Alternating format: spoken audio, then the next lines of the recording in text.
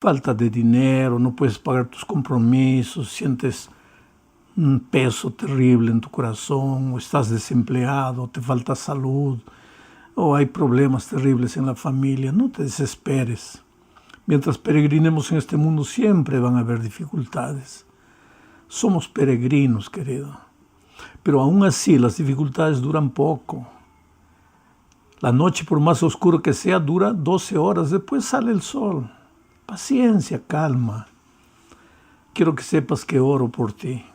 No sé quién eres, no tengo tu nombre, pero en las noches cuando me acuesto y el sueño no viene, acostado en mi cama, converso con Dios y le agradezco por tu vida y le pido por ti sin saber tu nombre.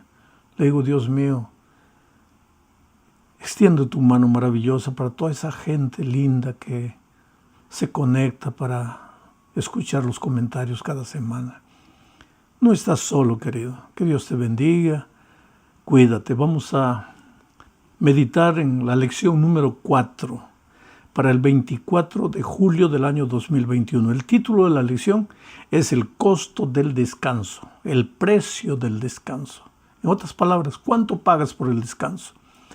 Hay gente que daría cualquier cosa, pagaría cualquier cosa para tener un poco de paz. Hay gente que viajaría al país más distante del mundo para encontrar un poco de paz. Y sabes, por regla general, una de las cosas que quita la paz del corazón, que quita el sosiego, la quietud del corazón y te llena de intranquilidad, de angustia, de conflicto interior, una de las cosas principales, aunque ya la semana pasada vimos que está el egoísmo, está la ambición, en fin, está la hipocresía, pero una de las cosas terribles es la carga del pecado. Cuando hay pecado escondido en el corazón, hagas lo que hagas, no vas a ser feliz. Y tú sabes que el sentimiento de culpa puede llevar a la gente hasta la muerte. Yo me acuerdo que cuando era joven, leí una noticia que me paralizó, me golpeó interiormente, porque una famosa artista de Hollywood una noche subió al hotel y al día siguiente no bajó para la sesión de filmaje. Entonces la llamaron por teléfono, no atendía, tocaron la puerta, no atendía, y trajeron la llave maestra, abrieron la puerta y ella estaba en la tina, había llenado de agua y se había cortado las venas y se había quitado la vida.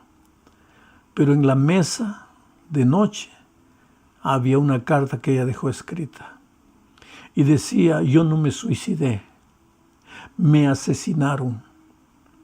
Atrapen al asesino antes que acabe con toda la humanidad. Y en letras grandes decía: el asesino es la culpa por las cosas terribles que hice en la vida. La culpa. La culpa masacra, querido. La culpa es como un martillo que te golpea de día, de noche, no te deja en paz. Entonces, ¿cómo puedes tener tranquilidad, quietud en el corazón? ¿Cómo puedes tener descanso espiritual si estás atormentado por el peso de la culpa? Por eso la lección de esta semana trata del caso de David. Un rey que pecó, un rey sobre quien el peso de la culpa llegó con todo, masacrando su vida. La primera parte del estudio dice agotado y cansado. Ese era el rey David. Vamos a leer segundo libro de Samuel, capítulo 11, versículos 1 y 2. Dice así: al año siguiente, en el tiempo en que los reyes salen a la guerra, David envió a Joab y a sus siervos y a todo el ejército de Israel a combatir a los amonitas, a los que vencieron luego de ponerle sitio a la ciudad de Rabá. David se quedó en Jerusalén, y un día por la tarde, mientras se paseaba por la azotea de su palacio después de la siesta, vio desde allí a una mujer muy hermosa que se estaba bañando.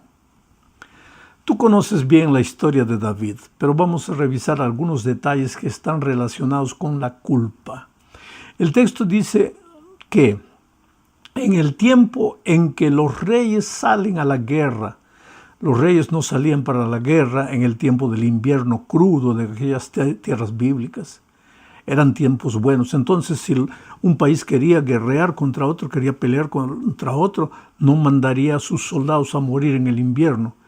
Mandaba sus soldados en el tiempo bueno. Bueno, había llegado el tiempo de la guerra y David mandó a su ejército a la guerra contra los amonitas y él se quedó en el palacio en Jerusalén. Pero mira que el texto dice en el tiempo en que los reyes salen a la guerra, porque los reyes acompañaban a su ejército a la guerra. Ahora, ¿por qué David mandó a sus ejércitos y se quedó? Ahí ya comienza el problema. Los problemas en la vida empiezan cuando tú no estás donde debes estar. Cuando tú debes estar en el trabajo y te quedas en la casa. Cuando tú debes estar en la escuela y estás paseando en la calle. Cuando tú debes estar cumpliendo tu deber y no lo estás haciendo. Ahí ya comienzan los problemas. Y el texto bíblico dice que después de la siesta estaba caminando en la azotea de su casa. No era un caminar por acaso. Él ya se había quedado con segundas intenciones. Por eso estaba en la azotea de la casa, porque él también sabía la hora en que la esposa del vecino se bañaba. Y el texto bíblico dice que el rey miró a una mujer hermosa que tomaba baño. Esa mujer era Betsabé, esposa de un general suyo. Pero David había mandado al general a la guerra y él se había quedado. Y ahora miró a la esposa de su general bañándose y la mandó llamar al palacio. Lógico, ¿quién podría decirle no al rey? Tú conoces la historia. David cometió un pecado terrible. No fue solamente adulterio, fue un cóctel de pecados. Porque Betsabé quedó embarazada. Y al quedar embarazada, Betsabé fue al rey y le dijo: rey, estamos en problemas, estoy embarazada y no sé qué explicación dar, porque mi esposo está en la guerra. Y si él está en la guerra, ¿cómo yo quedé embarazada? Cuando él llegue me va a preguntar: ¿cómo estás embarazada si yo estuve en la guerra? Entonces, ¿sabes lo que hizo el rey? La historia es triste, querido. Mandó traer al general de la guerra, del campo de batalla, y le dijo: ve a dormir con tu esposa. Mira, urdió un plan para engañar al esposo. Pero el general dijo: no, señor, ¿cómo voy a ir a dormir a mi casa si mis soldados están en la guerra? Diferente de David, que mandó a sus soldados y él se quedó. El general dijo no. Y quedó a dormir afuera, en el patio. Y no importaba el argumento que David usase. Él decía: no, yo no voy a dormir en mi casa cuando mis soldados están en el campo de batalla. Entonces, cuando David vio que no conseguía nada, dijo: ya, entonces vuelve al campo de batalla. Pero mandó llamar a otro general y le dijo: mira, cuando está distraído, mándalo matar, que muera. Y fue así que sucedió el asesinato de este general. Terrible historia. Adulterio, intriga política, mentira, asesinato. Ahora, una vez que llegó la historia de que el general había muerto, David se presenta ante su pueblo como un héroe, como un salvador de la viuda, y anuncia que se va a casar con la viuda. Y se casa. Y ahora piensa que su pecado ya está escondido, que nadie lo va a descubrir. Pero entonces viene la segunda parte de nuestro estudio de esta semana. Esta segunda parte lleva por título un llamado de atención. ¿Por qué un llamado de atención? Porque Dios se le presenta al profeta Natán y le dice: Natán, ve y denuncia su pecado a David. Y Natán no va, porque ahí tenemos otra lección que aprender, querido, porque a veces cuando nos toca mostrarle el pecado a alguien, hay gente que se ufana diciendo, yo no tengo pelos en la lengua, yo llamo al pecado por el nombre que le corresponde. Pero Natán no fue así, no fue, oh rey, tú has pecado, has cometido adulterio, intriga política, asesinato. No, no, no. Con sabiduría, porque los hombres de Dios son sabios, y si alguien tiene falta de sabiduría, pídala a Dios. Y Dios te va a dar sabiduría. Natán fue con sabiduría y le contó al rey una parábola. Se presentó a David y le dijo, rey, por favor, necesito que me ayudes, necesito tu consejo, necesito tu opinión. Y pues David era el rey, el líder. Y dijo, muy bien, Natán, qué bueno que has venido. Dime en qué te puedo ayudar, te voy a aconsejar. ¿Cuál es el problema? Y entonces ahí le contó Natán la parábola. En una ciudad había un hombre rico que tenía muchas ovejas y había un hombre pobre que tenía una sola ovejita. Y vino a visitarle al hombre rico un amigo. Y el hombre rico, en lugar de matar una de las muchas ovejas que tenía, mandó matar la única ovejita del hombre pobre. Mi señor rey, le dijo Natán mirándole a los ojos a David, ¿qué debería hacer con este hombre rico que abusó del hombre pobre? Y el rostro de David se puso rojo de ira. Apuntó con el dedo y dijo, manda matar a ese hombre. Ese hombre merece morir.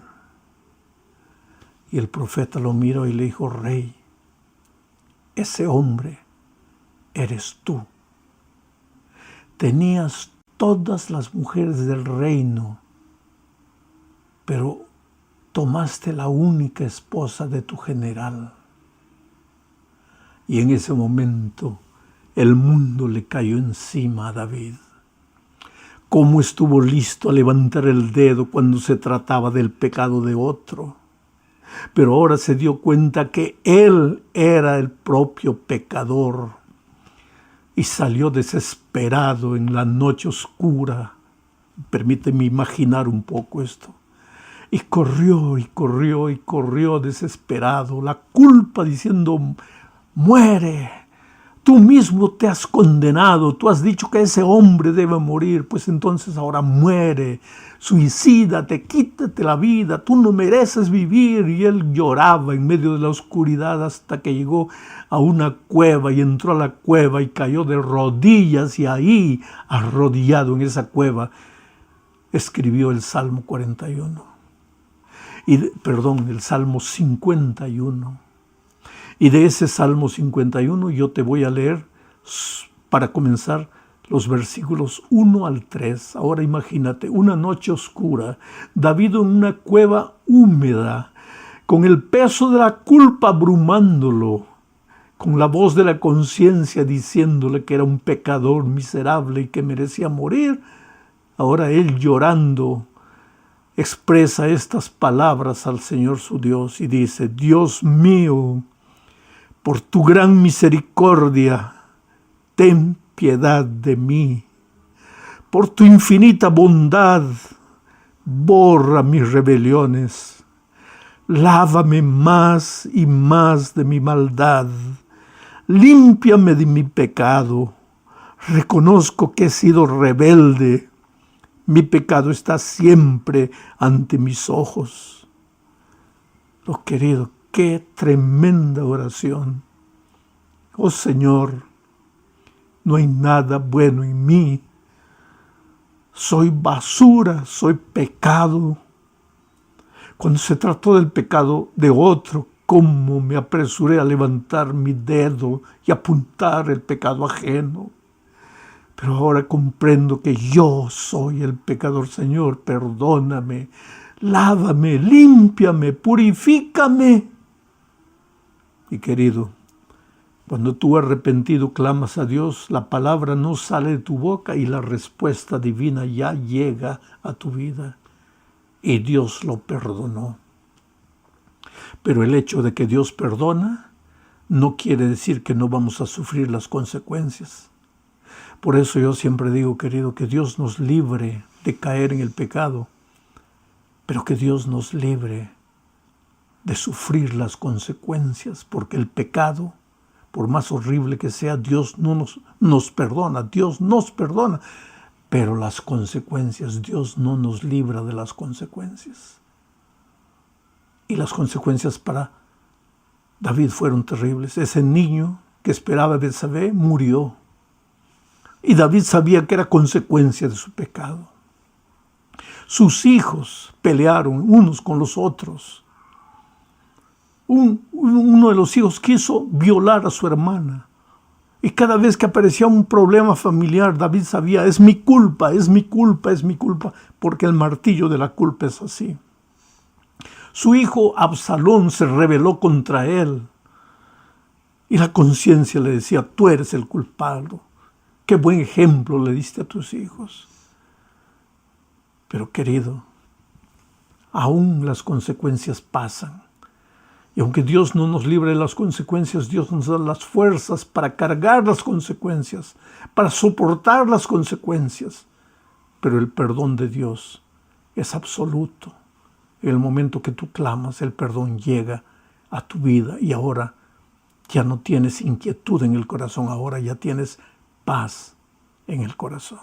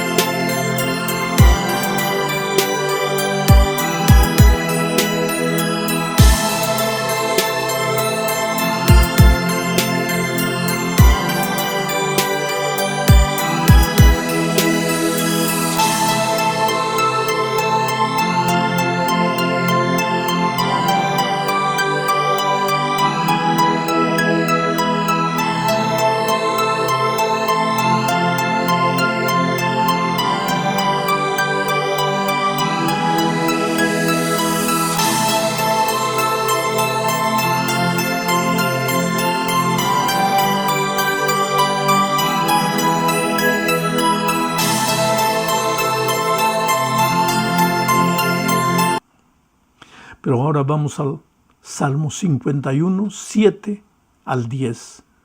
Y aquí vamos a ver algo nuevo que David le pide a Dios.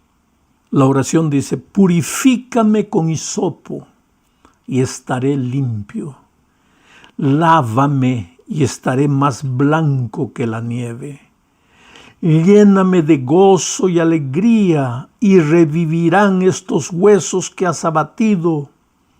No te fijes ya en mis pecados, más bien borra todas mis rebeliones. Dios mío, crea en mí un corazón limpio, renueva en mí un espíritu de rectitud. ¿Sabes de lo que David está pidiendo? ¿Sabes eso, algo bueno que David le está pidiendo a Dios? Es una nueva naturaleza, un corazón nuevo, un espíritu recto. ¿Por qué? Porque cuando el hombre cayó en el pecado, adquirió la naturaleza pecaminosa y esta naturaleza pecaminosa nos empuja al pecado, nos lleva al pecado, nos subyuga al pecado. Necesitamos la naturaleza de Cristo, la mente de Cristo, el espíritu de Cristo. Necesitamos un corazón nuevo y Dios ha prometido que nos dará ese corazón nuevo.